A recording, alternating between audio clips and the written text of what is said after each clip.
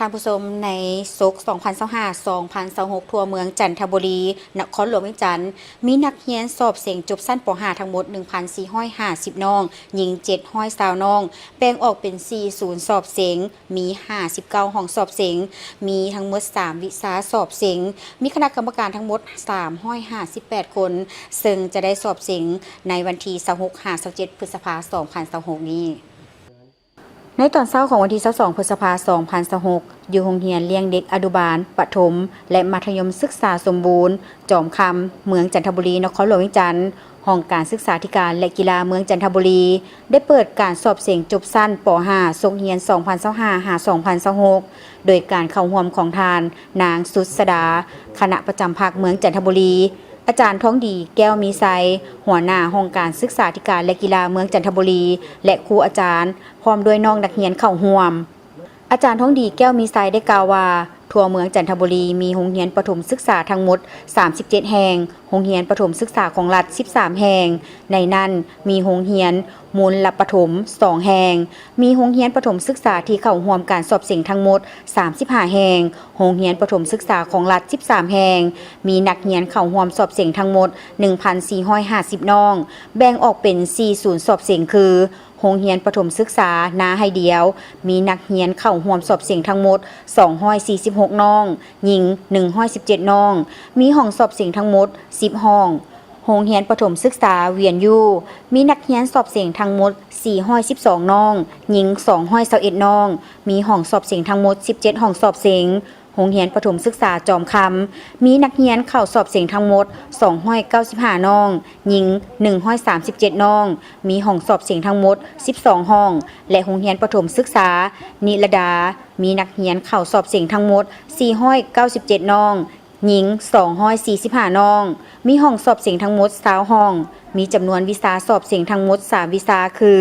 วิชาหัดแต่งวิชาเขียนทวยบวกถามตอบและวิชาคณิตศาสตร์มีคณะกรรมการสอบเสียงทั้งหมด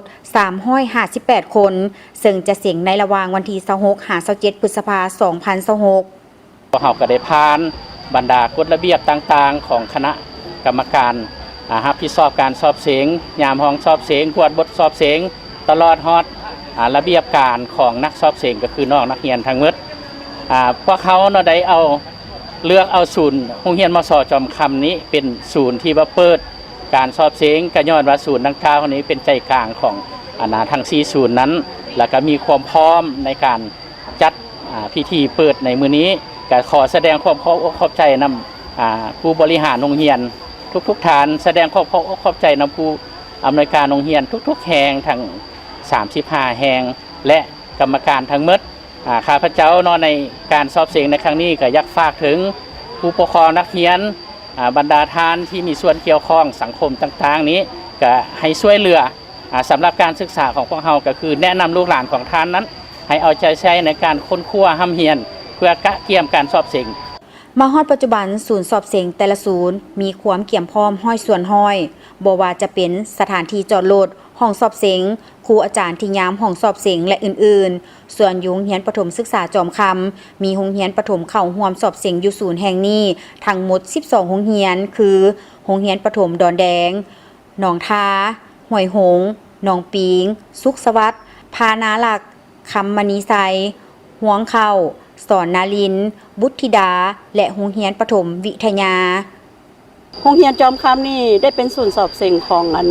สั้นป .5 ทุกๆปีของเมืองเนาะย้อนว่ามีความสะดวกหลายอย่างเนาะทางเข้าก็สะดวกสบายแล้วก็เฮ็ดให้การสัญจรไปมาได้ง่ายข้าพเจ้าก็รับเป็นศูนย์ให้เพิ่นทุกๆศกเรียนเนาะก็ตั้งแต่เปิดศกเรียนมาพุ่นแหละ18-19 ปีอยู่นี่ละได้เป็นศูนย์สอบเสียงให้ห้องการศึกษาเมืองอีกศูนย์นึงเนาะฉะนั้นหลายเรื่องการเข้าการออกกับพวกเรามีความพร้อมแล้วก็ชำนาญแล้วเนาะในการจัดศูนย์สอบเสียงนี่ก็ถือว่าบ่พบข้อยุ่งยากมีข้อสะดวกมีหลายอย่างเนาะทางห้องการเพิ่นก็ไว้เนื้อเชื่อใจแล้วก็ให้นักเรียนมาอยู่ในศูนย์สอบเสียงนี้มีจำนวน12โรงเรียนเฮ็ดให้มันมีความสะดวกสบายในโรงเรียนอ้อมข้างเนาะโรงเรียนอ้อมข้างพ่อแม่ผู้ปกครองมาส่งก็สะดวกสบายจะการเตรียมพร้อมทางด้านสถานที่ของพวกเรานี่ก็แม่นเตรียมพร้อมเนาะเตรียมพร้อม มีความสะดวกสบายทั้งหมดเนาะโดยห้องเรียนก็เตรียมพร้อมเนาะจำนวน12ห้องเฮาก็เตรียมพร้อมแล้วก็มีห้องกรรมการมีห้องรับแขกเนาะสำหรับคณะกรรมการอนุกรรมการพวกเขามีเตรียมพร้อมเรียบร้อยเนาะและการคณะกรรมการเข้ามาอยู่ศูนย์สอบเสียงแห่งนี้กับพวกเขาก็เลี้ยงเข้าทุกๆคาบในการสอบเสียงหั่นเนาะก็เนื่องจากว่าก็เห็นใจเนาะการค่าครองชีพของครูอาจารย์กระแพงโรงเรียนก็เลยเฮ็ดอาหารรวมให้ทั้ง2คาบเนาะทั้ง2คาบทั้ง2มื้อสอบเสียงแล้วก็มีอาหารว่างเนาะ จุดประสงค์ในการเปิดการสอบเสียงในครั้งนี้ก็เพื่อเป็นการติดตามกวดกาและประเมินผลต่อการบริหารคุ้มครองโรงเรียนสามัญศึกษาในทั่วเมืองจันทบุรีโดยเฉพาะแม่นการเรียนการสอนการปฏิบัติโครงการหลักสูตรของการปฏิบัติ3ข้อแข่งขันที่กระทรวงศึกษาธิการและกีฬาวางออกให้ปรากฏผลเป็นจริง